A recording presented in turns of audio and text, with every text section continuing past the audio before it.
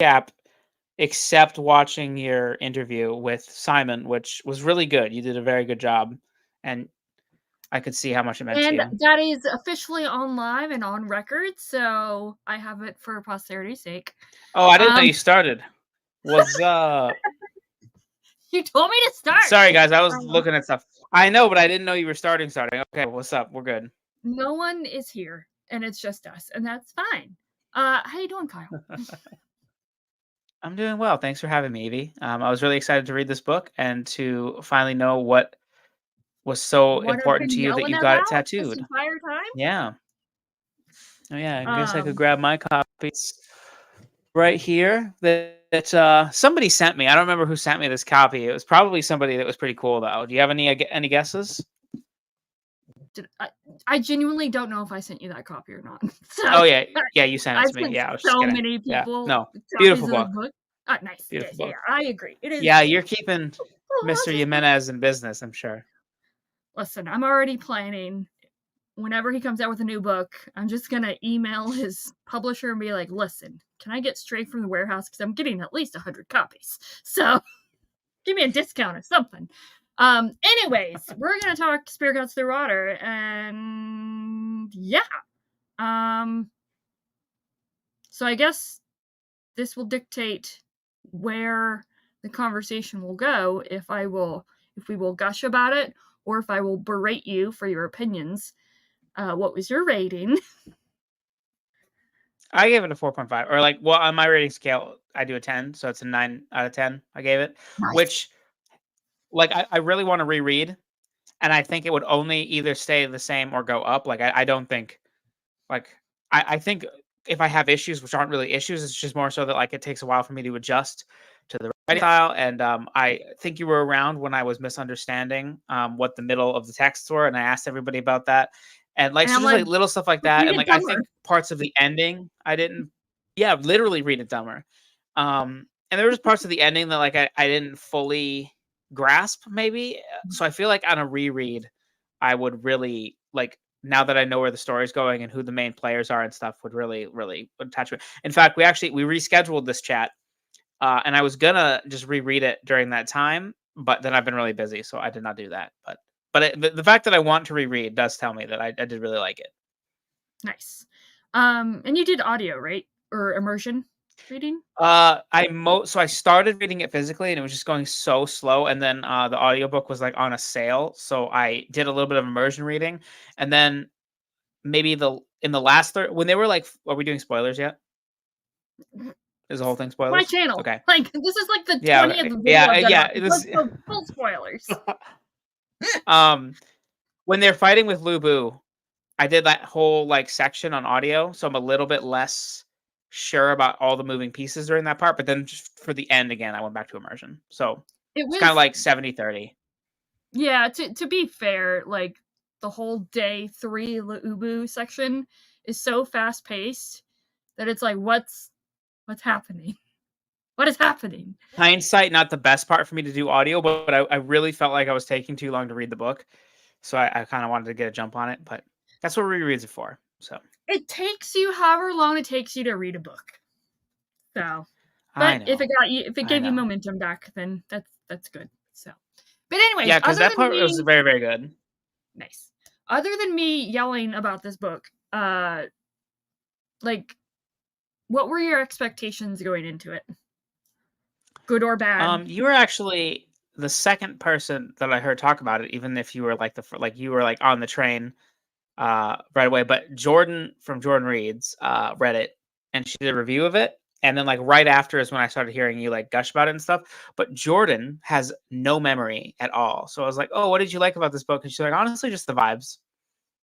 So I didn't have anything. I actually, just from the front alone, I kind of thought this was African inspired. So I was picturing a lot of this stuff as more African than I think everybody else was. I don't know why I had that view. Um, Maybe just also like the jungle vibes. I don't know. But like once somebody was like, "Oh, like, Simon Jimenez is Filipino," I was like, "Oh, I can kind of see And then I got further in and all the tortoises and stuff like that. But I don't really know what I was expecting beyond just that it was going to be like an esoteric reading experience, which it definitely was. Nice. Like when you get into the inverted theater, is that what it's called? Yeah. Mhm. When you Yeah. get into all that and you're like, okay, there's the story inside the story. I was just like, oh, it's like Inception, but with turtles. So They're onions. I needed the audio. I love the narrator. I was getting lost reading the print. Yeah, I actually haven't listened to the audiobook. I listened to like probably like 5-10 minutes of it, and I'm like, all right, I could listen to this guy narrate forever, but this is one of those books where I'm like, I want to read it physically. that. So I assume you would attest to that he's a good narrator, really Oh good yeah, dynamic really and good stuff. narrator. I really like him. Yeah, he was good. Has he You narrated know, anything else that you know of? I don't know. I'll look real quick, but we can keep the conversation going because it'll take me a minute to look at. I don't remember who the name of the audiobook narrator. All right. Let's While you're looking that see. up, did it take some adjusting for you to get used to a second person at all, or I guess into No, I the feel like book in general? yeah. I don't know anything that this his name was Joel de la Menina. I don't know how to say his name, but I've never heard of this narrator before.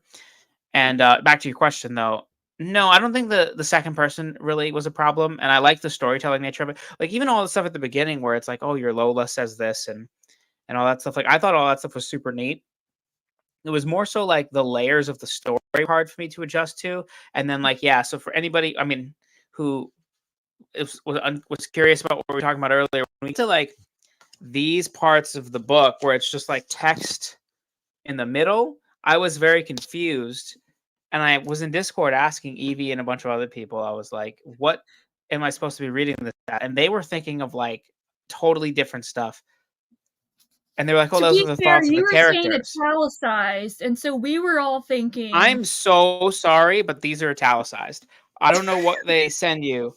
I don't know what they send you in America, but do you think that's italics? That is italics in my version. Anyway, I don't know. it was one of those things where asking people questions made me more confused because we were not talking about the same thing. And then for a while, I was extremely confused. But you know, we figured it out. It's like that before section where you kind of gotta figure it out. Yeah. What was your favorite day? Would you say? I guess Oh to spark your memory, since it's been a while. There's obviously the before yeah, section where the emperor dies. before Day one, you get introduced to June and Kima. Day two is them going down that's the uh first terror, the river. Yeah, right? yeah, And then and then day 3 is with Lubu being crazy and eating people and yep. stuff. Day four is them in the cave and And like doing their mind meld thing. Day five is the third terror and the whole then duel definitely fight. okay, definitely day 5. That's what I thought. But yeah, no, I thought the ending was very good, and the use of the title drop was fantastic. Loved the title drop, and the ending was like beautiful and poetic in a way that I wasn't expecting. Even though the whole book was kind of beautiful and poetic, I don't know why that wouldn't jive with me, but I don't know. Like I found myself surprised not by like the direction that the book went. Like if I just it was like the plot, like oh they like end up together and they kind of run off, and then you realize that the narrator, or not the narrator, the person being told the story is the descendant of Araya. Is that the right Yeah, name? yeah. Yeah, the That's how commandant I or pronounce whatever. it. Yeah. Yeah, like that wasn't like something I actively guessed, but I was like, oh yeah, that makes sense. But just like I guess I was surprised at maybe the way the focus of the story was oriented. Like it was a more subdued ending in the sense that it was way more about these two people than it ended up being about anything else in the story, and I really appreciated that. Yeah, I've heard a lot of like not a lot of criticism, but like when people do criticize it, they're like, oh, it felt like, you know, it was tacked on, especially June and Kima like physically getting together. They're like, wait, that just felt out of place. And I'm like, no, you've literally tied the threads. What is it? Knotted this thread of this world, and then you end on this this couple. But yeah, and I thought it was just such a great ending, and it's still Mm-hmm. also open ended at the same time because you don't know what's going to happen to them. You just they just Yeah. eh, Yeah, and okay. like there was a part of the book where I thought maybe um the narrator, or sorry, the grandkid would be a descendant of June, and I was trying to figure out how that would work because then they would also be the descendant of the emperor, obviously. But then I thought it was fairly obvious that the two of them would end up getting together, but maybe it's because I'd heard enough people talk about how there was like queer themes and stuff, and I was like, okay, so I kind of already went into it with that mindset. Um, so I don't know what I would have thought if I picked it up blindly. Sorry. Um, which I'm just gonna ask you, like, what's your favorite part? Not really. I'm gonna try and not actually do that. But of the terrors, which one is the most terrible slash favorite slash compelling slash whatever you would Um, superlative you want to well, put okay, in so front of I it? mean, obviously Lu Bu, but also like the funny thing about Lu Bu is that um, I think you've heard me and Alan talk about Dynasty Warriors and like Three Kingdoms and stuff. Oh Like yes, that yeah, yeah. vaguely, yeah. So, Lu Bu is a character, like a very, very famous character in that, and like Oh he's like the really? guy that, um, yeah, it's probably not related. Like probably it's also a name in like whatever culture he was. I don't know. I don't want to assume he's using Filipino culture through this, but maybe he was. But regardless, I don't think he was like name dropping that character. But it was just that he's like this big dude that like everybody's really trying to fight, and like there's always like a cut scene in the games where he's like it's Lu Bu, and then like he kills a bunch of random soldiers and gets mad, and then you have to like fight him, and he's always like the hardest person to kill. And so I just pictured that the whole time, which was kind of apt because he's also just like a terrifying dude, but then also like I just liked him because I like Lu Bu even if he's like horrendous. So that was totally unrelated to the actual stuff that's happening in the novel, but it is what I brought with me into the book. So yeah, I like that whole section. And then also like doesn't he like he tries to eat the goddess and he kills the turtle, their turtle friend. Defect. Defect, yes. Yeah, that was terrible. Ugh. Um but the third terror was also really good because I didn't expect the third terror to like be a shapeshifter and like, you know, just Have kind of this be hiding heartbreaking in plain sight the backstory. whole time. Yeah. Ugh. Yeah. Never have I read cannibalism and actually been so simultaneously disgusted and fascinated before in my life. To be fair, it's happened never before. So, Yeah. I mean, you've read a lot more fantasy than I have. Like, I don't know, I don't even know what grimdark is, but like, would you say that this is dark? Like, how would you describe this book? Like, I would not describe this book as grimdark at all because I don't think it's the tone. Like, people argue about grimdark all the time, and far be from me to like throw my opinion into the hat. But to me, grimdark is more of a tone than what's actually going on in a story because Dandelion Dynasty has like a lot of like really dark stuff happening in it, but it also is like pretty hopeful and like all the characters are like, except for obviously like the villains, are trying to do good and they're idealistic. Like I think idealistic characters don't really exist in Grimdark except to be dunked on. So mm, anything with a lot of hope and optimism, or just like writing about the positives of humanity, I would just feel like maybe isn't Grimdark in my view. But there is like some heavy dark stuff that happens as the spear cuts through water. I just think the way that Jimenez goes about it is a little bit more like here's the dark in order to show you the light versus here's the dark because that's how humanity is, which is maybe the differential in my head.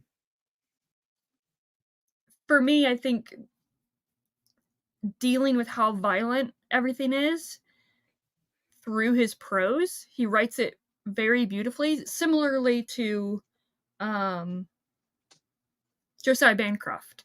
Like, Josiah Bancroft describes really, like, not like massively violent things, but when he describes like Yeah, violent things, it's very beautiful. So you're like, it's almost like oh, that whimsical, but happened. yeah. Yeah.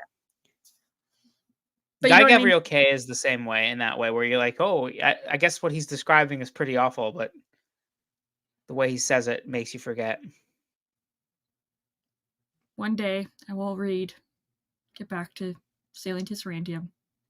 That's okay. Try a different Guy Gabriel Kay first. Go to You read told me I needed read to go around the world. well, that's true, but that's like I'm just saying Under Heaven is about horses, Evie. The whole book is about horses. Didn't I thought sailing to I know. Sarantium were like ranked above that in the horse like tier. No, no, no. It has chariot races, which has horses, but it's about other stuff. And there's just also chariot races. I know this is not about Guy Gabriel Kay, but Under Heaven, like the central premise of Under Heaven is that this guy does a thing on a battlefield. So like he's taking his leave or grieving his father, and he there was this like horrible battle that happened where a bunch of people died on both sides, and the battlefield is cursed, so nobody wants to hear the ghosts of these dead people. But he spends his grieving period by going out and burying these people on both sides. He doesn't care who they are. He's on both sides. And so both sides of this conflict really appreciate that he's doing this. And so they like let him do it and they like help him. And when he's doing this and his leave is up, the princess of the enemy tribe gifts him 800 really, really awesome horses just to him personally. So now he's become like he's now like one of the richest men in the kingdom because he has these horses that will like affect how well the war goes, because they're like I forget the name of them. They're heavenly horses. Yeah, they're heavenly horses.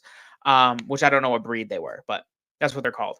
And so then the whole book is about how he's able to like what he does with receiving this gift and what he's going to do with these horses, and how he and like the horses don't actually appear in the book. It's about the message of the horses and like what they mean to people and stuff. But there's a lot of talk about horses. Why didn't you and Jake sell that one to me first? I'm I gonna have read literally that one always now. said you should read Under Heaven first.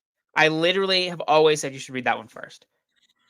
Jake You is so probably said it, pro and I like just chariot races. yeah. Yeah, Okay. I mean All to right. be fair, Well, chariot races are awesome. That's why. that's That true. was our Guy Gabriel Um, detour, everybody. So listen, all conversations, bookish conversations, lead to GGK, Dandelion Dynasty, and Simon Jimenez. So, and Brandon Sanderson. and Robin Hobb. So, True. anyways, So actually, back. while talking to you about this book, I have not watched any of your talks with the book.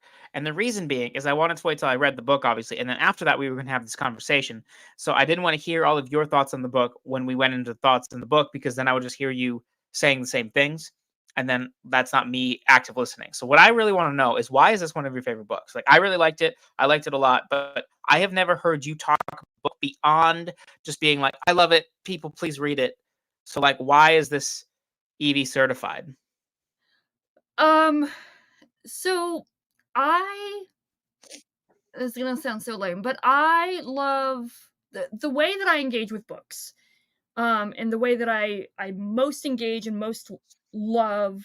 I don't know. Let me backtrack. The reason that I love reading is the same reason why I love engaging. Uh, again, backtrack. Hold on. Words hard. The books that I love the most. There we go. That's the order that I wanted.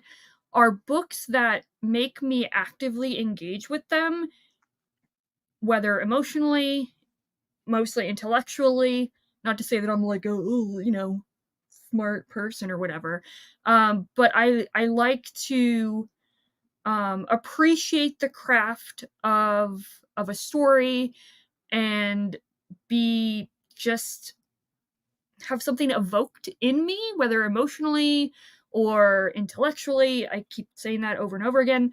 And for me, Spear Cuts Through Water, he takes a massive risk in the narrative structure of everything, and for me he executes it so wonderfully.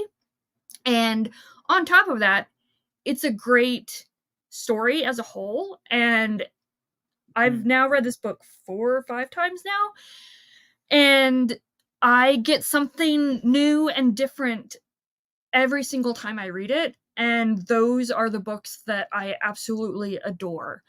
And all these characters are seemingly so, I don't want to say shallow, but like they are seemingly almost caricaturish, but there's a lot of depth to them if you want to look for it. Like it's not forced in your face, but if you want to engage with it deeper, these characters do have a lot of depth. Like the Moon Goddess, the Third Terror, the First Terror, Luubu, debatably, but he's a piece of trash. I hate Luubu, in the best way.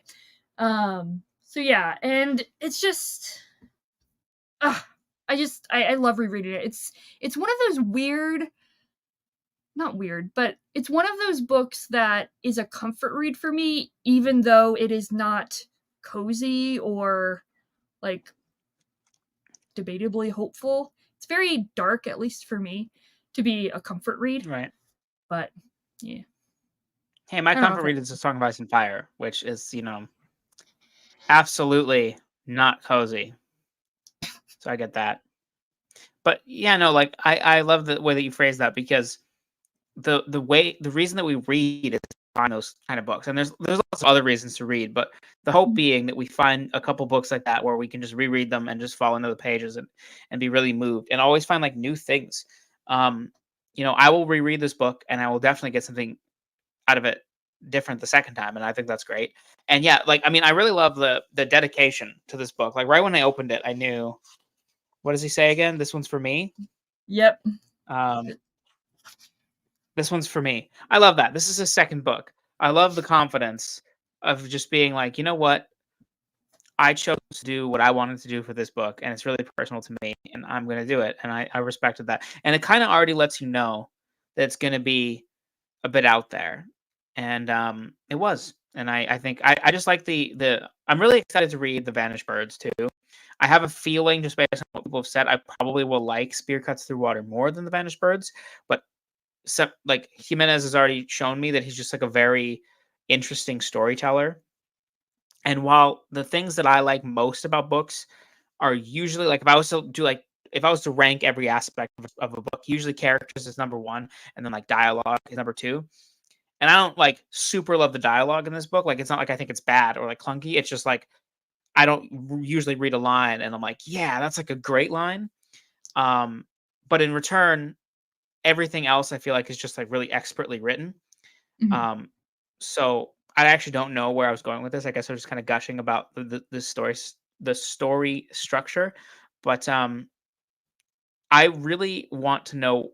Like, he's so young and his career is just getting started, and so like if this is the book that he writes second, I just can't wait to see where else he goes with things. Yeah, I cannot wait. Hi, Marianne. I need to read The Vanished Birds too. Hi, Evie. Hi, Kyle. Yes, Hi, you do, Marianne. Marianne. You do need to read The Vanished Birds. I will say that as I don't want to excuse The Vanished Birds, but I just want to set the expectations. It's definitely more traditional.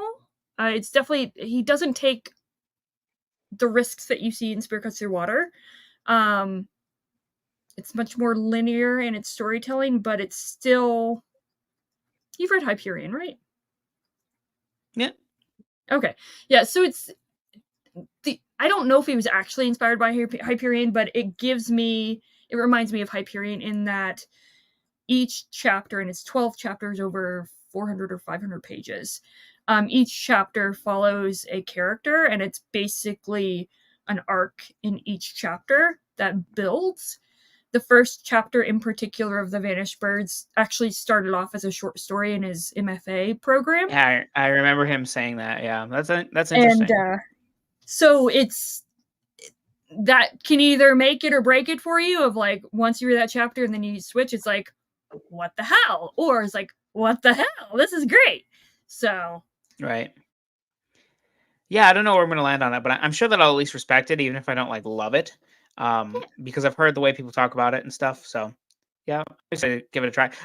Famously, I have DNF'd it, as you know, I love to tell you, and you get mad, but I DNF'd it like 5% in. Like it was just an audio thing. Yeah, that should be fine with me. Yeah, nice. It's fine. It's fine. I DNF sailing to Serantium, so I can't really You hold a did. grudge. So You gave that way more time though. Like I did not give Vanished Birds very much time. true. True. Anyways, back to Spirit Cuts Through Water. What was I gonna ask? Let's see. We talked about the EU perspective. We talked about Luubu.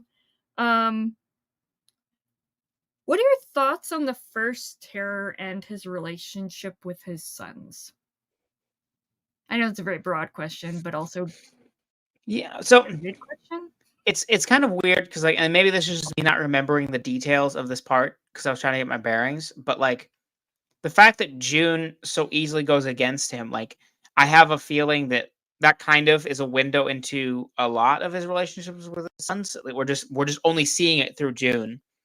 But like the fact that June doesn't really need a lot of convincing to like go against his dad makes me think that like honestly his dad's probably just like super terrifying and he brought up all these kids and he just like I mean his name is the first terror. Like he probably just wields with an or rules his family with an iron fist, and that's all they've ever known is to be violent and all that stuff. So I feel like obviously yeah, like the rest of them are painted as villains because that's what they're gonna be in the story that we're telling. But I think just as easily we could have explored any of them and the trauma that family has inflicted upon them and how that would have changed based on which person was the one to like meet. I always want to say like Aryan, but it's Errata or what? Like you know who I'm talking about. But like June Yeah, meets her, and then the whole story kind of goes off. But no, the first terror sucked. Um, but he brought us June, who doesn't suck. So that's my it's true. thoughts on that. Um, I still it still confuses me in the best way. Slash surprises me in the best way that I don't know. It's just never explained. It's all just so mystical and well magical that the first terror's head is cut off and just kept in a rice bucket, and then it's sewn back on Frankenstein style. Yeah, And the book is really so, it just kind of like leaves like they'll just be like like the talking tortoises even like they're just like kind of oh yeah they're just they're almost like the heralds of the court, and they're just like yeah the tortoises, and then like the bird just becomes the third terror. It's like oh yeah they're shapeshifters, like it's very like understated when it does like the fantastical elements, and it's just like yeah, yeah first terror's head cut off, they're trying to eat Lubu's trying to eat the goddess, it is what it is. and eating the huge mother tortoise. Ugh. Going back to Yeah. Defect, that was not just Defect dying was awful and so emotionally hard-hitting, but poor Defect thinking, oh, I finally got a message through. I'm not a defect. And it's not a message from his mother. It's a message from Luubu. It's so heartbreaking. Ah, I'm never Yeah, gonna recover. I actually didn't know that I cared about defect. Like I don't know what like I was just kind of like, oh yeah, defect's like part of the, the crew now, whatever. And then like that whole scene happened and I was like, oh, this is like pretty emotional. And I was like, I guess I did really care about this character. But like, it just kind of snuck up on me. Yeah. I think on a reread that part will hit really hard now that I know the full story. The other emotional aspect or emotional hard hitting scene for me was with the third terror when Kima and the third terror duel, and he just sets down the spear or whatever it was, and he's just excited that he finally got to play. Someone wanted to play with him, and so he just Hmm. ends the duel rather than killing Kima, and then he just goes and lays down with the bones of the moon goddess, and it's just so heartbreaking. Yeah, it shows that there's more complexity than you were expecting it to be, but also, I was a little confused, like, not in that exact moment, but I was just confused generally at, like, the end. Not confused isn't the right word. I felt like there was a lot going on that I couldn't picture Mhm. in that whole section, which makes it really difficult for me to connect. Are you a So, in visual? the I whole can't duel, remember. I had to read it twice. I can't remember. Are you a visual Yeah, reader? pretty much. Like, it's difficult, like, sci-fi can sometimes be really hard, like Sun Eater over here. They're just, like, always fighting on ships, and I'm like, I can't picture any of this, dude. So, like, if I can't picture anything, it's usually pretty difficult for me. Um, but once the duel actually started and, like, I guess I had trouble maybe visualizing the terrors, or the terror, the third terror, I should say. So then when the duel actually started, and then, like, he's like, oh, he beats Kima, but then he's like, oh, I'm done here. Like, I just, I'm happy that I finally got to do this. Somebody wanted to do this. I actually, like, just that was probably my favorite part of the book. Now that I'm thinking about it, and that, and, like, just because Kima says something that's really impactful in that moment or right after, and I was like, oh, I wish I remembered. This is why I don't do these kind of things 3 months later. But this is around the time the spear cuts through water, right? Yeah. Yeah. Let's see. For the Well, first time regardless, that was my reading, favorite scene. uh, join the energies, blah blah blah blah blah. All right, there's no dialogue tag. Dadgummit! Okay, I'll probably remember some other time, and I'll be like, oh, Oh, I I had the read too most many books. wonderful. I had the most wonderful dream that you lost to yet another duel. June whispered. Um, is that it? Maybe. I don't know. Maybe I'm making this Alright. all up. It's possible. Oh, I just opened the book to that exact quote.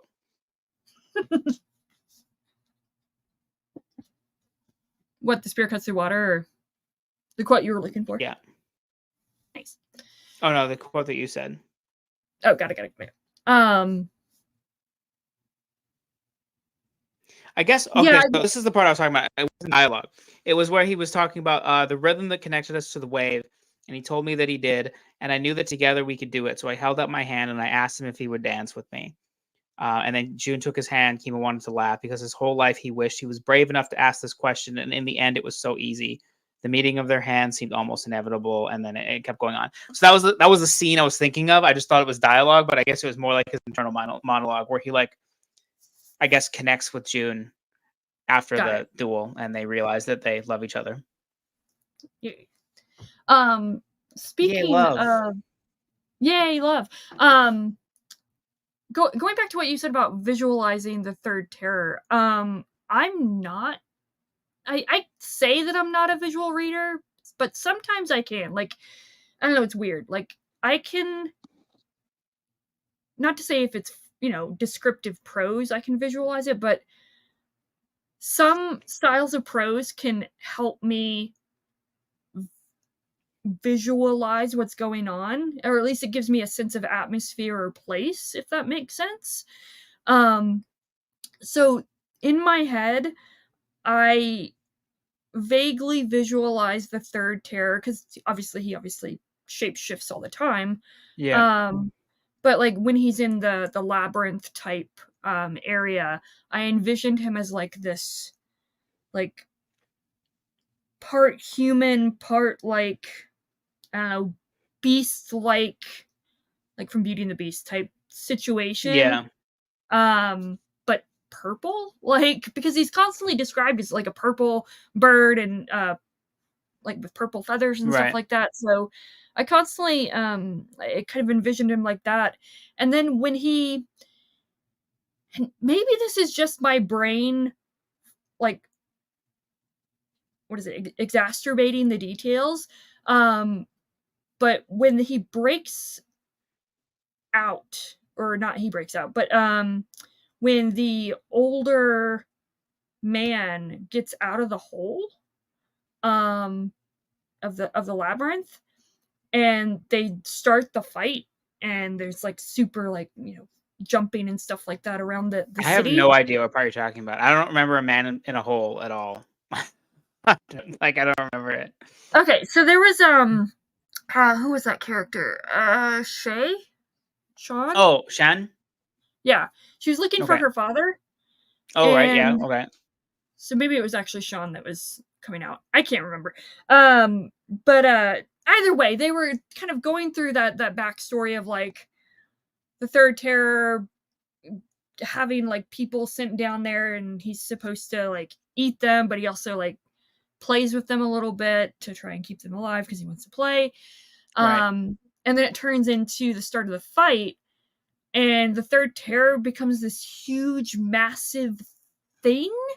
And I'm just in my head, he's like this 30-foot tall giant thing. And I just pictured like a werewolf with a sword. I don't know why. Like, it just kind of like. yes, and with like feathers, and they're like describing how I think there's a description of like feathers coming off of him, and like I don't know, he kept like shape shifting into different things until he finally settled on something, I feel like. And then just June and Kima just literally doing massive jumps. Like, I don't know, not like Mario, but almost like Mario, just bing, just jumping all over I the should place. reread the end of this book. That's what I should do. You should. Because yeah, now that you're talking about it, I'm just like, oh man, I don't really remember it very well. I feel like I remember everything up until the third day really well, and then it starts to get a little hazy for me. Maybe the book got more esoteric. Maybe I was just tired when I was reading those parts, but you did remember when they went to the inverted theater, right? yes, because that's the trippiest part of the book. Because then you're just like, whoa, Jeremy Bearimy is here, you know, timey-wimey stuff. Which, Good like, place you know, reference for anyone that doesn't know. So yes, absolutely. I don't know ultimately how I feel because like then I'm like, well, where did it come from originally? Like it's just in this time loop, which I know that's the point. But my brain just goes into overdrive. But I did not expect that where they just like, talk to the grandson, and then they're just like, "Sup, dude? You got a spear for me?" And he's like, yeah. "Boy, do I ever." One thing that I for whatever reason I didn't pick up on it until this last read was, or maybe I picked up on it and I just like hyper focused on it this time, is the main dancer from the inverted theater, slash kind of host, teller, whatever, in the inverted theater, is maybe the new moon. I still am trying to figure that out of how, because I she did not talks about like, pay oh, we're gonna attention let to the any of the moon. stuff. Like any of the Sorry, go people ahead. talking in the inverted theater, I don't know what they are. Like I still Yeah. don't understand what it is. Like I understand the storytelling structure of like the moon and the water is the other one, right? The two gods, moon and water. Yeah. Um they created the inverted theater, and then I don't understand why the grandson goes there when his Lola starts talking. So I was just like, whatever, I'm along for the ride. That's as far as I got with the inverted theater. Got it. Um, yeah, I'm still trying to work it out of like, she introduces the moon goddess on the third day of like, okay, I'm gonna step aside and let her tell her story. And I'm like, are they related? Like, is she the new moon? Is she related to the moon god? I'm still trying to work that out. Interesting. But I did. Maybe you should ask the author now that you're in contact with him.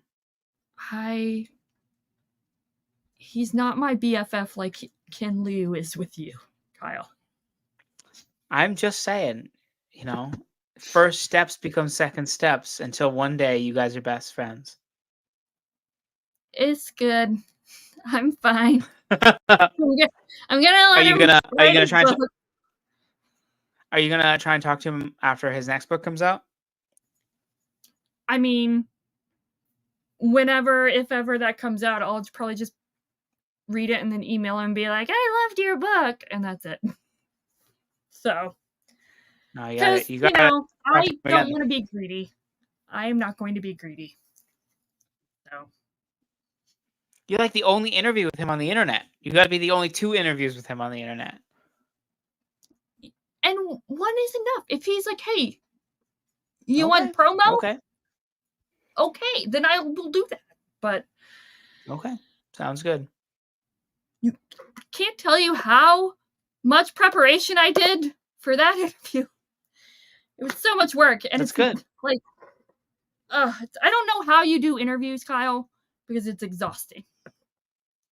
Yeah, I don't know. Like, I don't. To be fair, the only interview I've ever done where I really,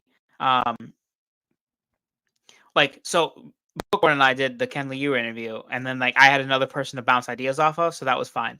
But like the only one that I did myself that I was really nervous for was the singer for 3 Days Grace. Nice. And that was like really nerve wracking, but then he was really chill, and then it was fine. I think that I just like I'm just like this is a person, and I'm just talking to them. And if I'm a little awkward, things will be fine. Like they've been awkward before too. So just try to remember the humanity, I guess, is the only. But yeah, I fanboy out too. So I get it. It's exciting. As a great segue, speaking of humanity, I would argue that The Spear Cuts Through Water is a great exploration of humanity and all the facets of it. Which you could argue that It's an really excellent any book segue. is that, so, but still. I just naturally get off topic, Evie. It is what it is. What is your favorite part of this book? Like, if you had to choose a favorite, like, what's the go-to? I would say when the third terror curls up with the moon goddess, the bones of his mother. Like, just thinking about it gets me all emotional. Like, if I think about it a little bit too much longer, I'm gonna start crying, to be honest. So that's basically like we both have the same favorite part, but like a little bit different aspects of the scene, which is cool. It's, I mean, but like for me, all the moments kind of build up and are interwoven, interlinked, interdependent, whatever. Like if you took one moment out, I think it would lessen the other ones, if that makes sense. Right. Bless you. Oh, I thought you were gonna sneeze. I was yawning. I'm tired. I'm so sorry I'm boring you. It's fine. You're not boring me. No. I'm just messing. But yeah, so I don't know if that makes sense. Like if there wasn't defect and his kind of arc, I don't think it would make the scene with the third terror at the end less effective. I know it's all, They do kind of echo each other. Now that you're specifically mentioning those two, I do kind of see the through line, even if it's like different. But I know what you mean. Like the novel feels very meticulously crafted, so I do think that each part kind of builds on the next part.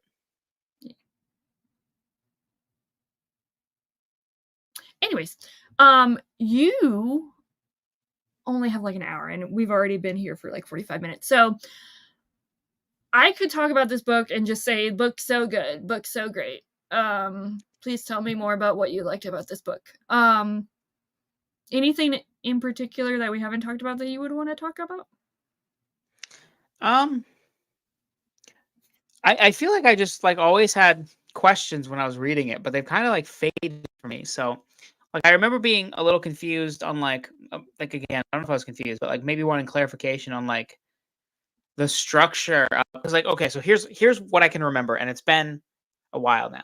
So there's the emperor, and there's the moon goddess, and then how does the water god impact in this? Is the water god not involved until the end? Just the water. Oh, he's just the water. He just is. He's just the water. Okay. Yeah. So the emperor like imprisons the moon goddess and then rules through her power? Yes. Or he just imprisons her? So a little bit of both. So So the moon goddess is like, "Oh, I am the moon. I love people worshiping me, Do you dancing see how as funny it me." is where I froze? I'm just like, Yes. well, You're actually, the meme. Yeah. Ah. I'm Sorry.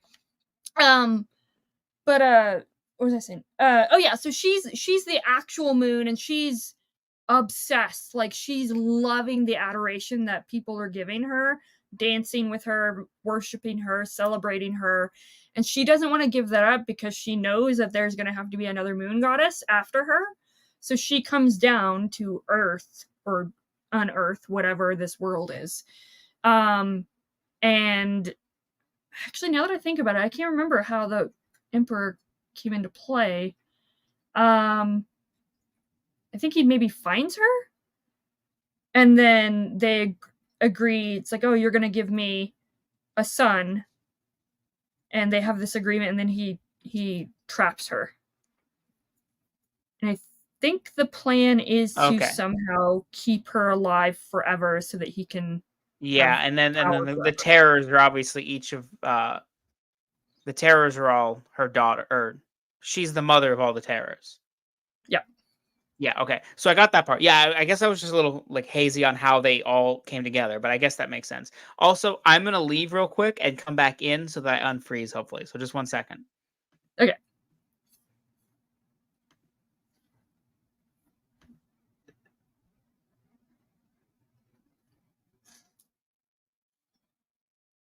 Enjoy the cat view, cat TV.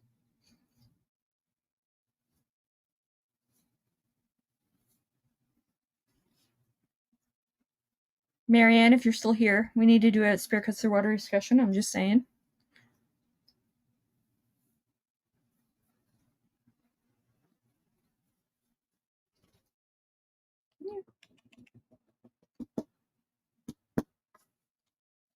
Come on.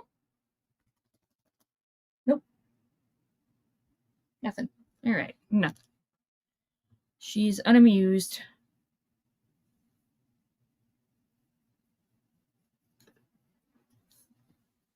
There we go. Hey, not You frozen should now. have Look at kept. that. You should have kept that the entire time. It would have been great. Now it's gonna, Yeah, go but like it this. was wigging me out. Yeah, no, for sure. Okay, but yeah, no, so your explanation is basically how like it was more detail filled, but it's basically what I thought happened, which is that Yeah. they agreed to have the kids, and then she was trapped, and he was just gonna keep her there forever, and then she escaped. So okay, yeah, I mean, I like will I say don't that I did want to have be a a. broken record. Yeah. No, I was just gonna say. So Go I did ahead. have like a. It kind of blew my mind. Again on this last read that I'm like, oh my god, this book is just the story of a tsunami that's gonna happen.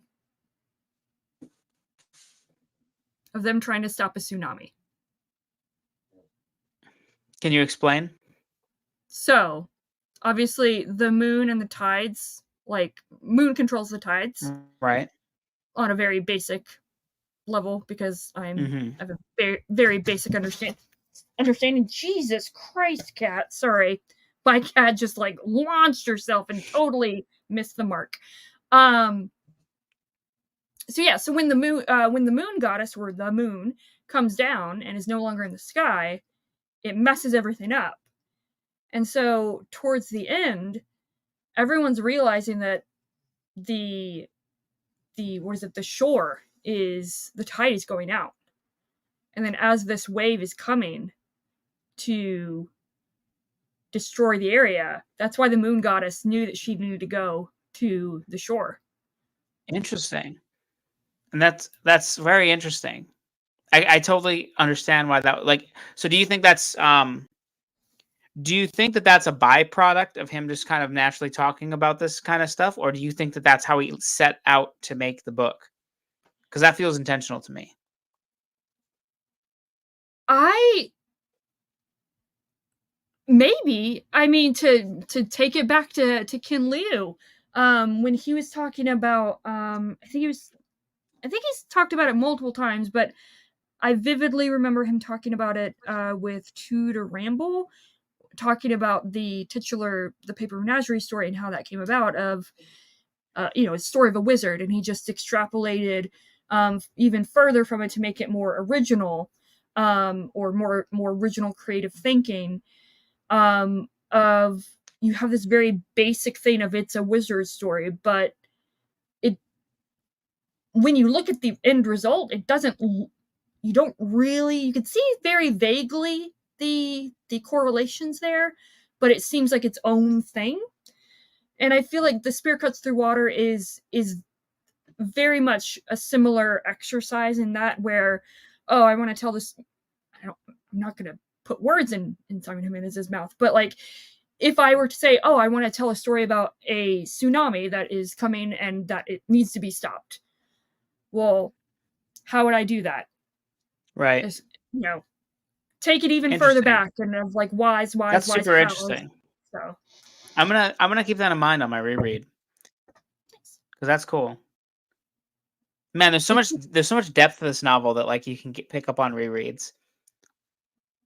Like I said, it took me this past You've read it 4 times? 4 or 5 times. I don't know. I've lost track at this point. I could probably. And how many times have you read The Vanished Birds? Twice. Yeah, twice. And which one did you read first? The Vanished Birds. Okay, so you like Spear like quite a bit more. Yeah. Like So The Vanished Birds for me is very, like, it is so emotional for me, especially at the end, like, not because of, oh my god, if you say emotional, that means someone dies. No, it's just the way that Simon Jimenez writes, it was so, like, emotionally evocative for me that I'm like, this is the most beautiful ending that I've ever, like, from a prose perspective. It was so so beautiful that I couldn't stop crying, to the point that I was almost hyperventilating. And I'm like, there's no way this guy can do better. Like, no way. And then he heard you, I bet. Yeah, and then he did. Some would say, would you agree with the statement, Evie, that Simon Jimenez went ham while he was writing this novel? What does ham mean? Hard. As a MFer? Yes. I mean, yes, but also to go. Like, I don't understand. Like, how can go ham mean hard as an MFer? And then, in my mind, I'm thinking ham, like hamming it up. Oh, you're gonna go ham, so I'm gonna go ham it up. It comes from different stratospheres of lingo. Ham comes from rappers and the streets and stuff. They go hard. I just need you and Kevin to be my youth slang translators. And I'm not much younger than you. But you are in the know, as the kids say. Yeah, a little bit. Hello, Max's servant. Speaking of Max, he's right here. He's always here. What was I gonna say? Yes, it does go ham, indeed. Any final thoughts? Because your wife is not feeling well, and I want to make sure that she knows that I'm not going to take up too much more of your time. Oh, she knows. I told her that I'd take as long as I needed, but I feel like I failed you in this conversation because I don't have very many specific thoughts, and it makes me feel like I didn't like the book that much, but I really did. I did like it quite a lot. It's just that it was a struggle, not in the sense that it was hard, but it was like it took a lot of focus during a time in which I was trying to decompress from coming out of school. I really want to reread it. Another job, like finding another job. I feel like. Yeah, the whole year's been kind of crazy, but it was the most difficult book I read this year because I've been keeping it simple. And anyway, I really like that you sent it to me and that you've championed this book, and I really, really liked it. And when I reread it, we can talk about it again, and I'll be more on the ball. But yeah, my final thoughts are book good. Book great. So that's all I needed. Oh, great. Yeah, and that's and true. we can end it there. Goodbye, everyone. No, I'm just kidding. We're actually not actually whatever. Anyways, whenever you read The Vanished Birds, if you wanna no pressure, if you wanna regroup, I'm more than happy to discuss that as well. Sounds good. Not 2 months after you've read it though, so that you're fresh. Yeah. Being fresh is nice. All right. I think I left a link down below in the description to your channel. Anyone that is subscribed to me is already subscribed to you, Kyle. But in case maybe. there's anyone, but yeah, this was great. Even though it was just me being like, "Did you like this? Did you like this? What about this? Did you like this?" And the I answer really is yes. appreciated the discussion. I liked all of it. But I appreciate the discussion. It's always been great. It's weird not having people in the chat to troll, but that's okay. So Yeah, you know what it is? I think it's because you like this book so much that people don't feel comfortable trolling you. If this was a Robin Hobb chat, which first of all, I mean, more people have read Robin Hobb, but if this was a Robin Hobb chat, everybody would be out here being like, Fool's actually, you and Fool's Errand and I need to have a chat, but that'll be a different talk. I do I really want to have you on my channel when I caught up on Realm of the Elderlings. I want to have like a full discussion with you. In my initial plan for this year, I would have already been finished Realm of the Elderlings, but I have not picked up a single Hobb book this year. So I will say that once I finish Madship, if ever, my reread, I think I might skip to Fool's Errand because I'm just feeling some fits. yeah, I mean, if it's a reread, you can do whatever you want. Yeah. So and you've read Fool's Errand once. Correct. Okay, so maybe it'll move up to like second least favorite on reread. Well, I was gonna say once if I do that and I reread Fool's Errand, then we can do a duke it out situation. Sounds good because you know what? Even though I read that'll what? I said that it'll probably be a duking it out situation. I assume, right? Yeah. That's what you want. And I remember a lot about Fool's Errand because that was one of my favorite books that I read. So. But what were you gonna say? I'm sorry before I interrupted. Probably just berate you for Fool's Errand opinions. I don't remember. That's fine. Okay. Anyways, thank you again. Links down below to Kyle's channel. This will be added to the Simon Jimenez discussions, reviews / interview playlist that I have because I'm that obsessed. So if ever you want to watch this unstructured, rambling chat back, it's going to be there. So thank you again, Kyle. Goal is eventually for her playlist to be longer than the book itself on Audible. That is not a bad goal to have. So anyways, thank you again, Kyle. Goodbye, everyone. I don't know how to do sign-off stuff. Bye, everybody.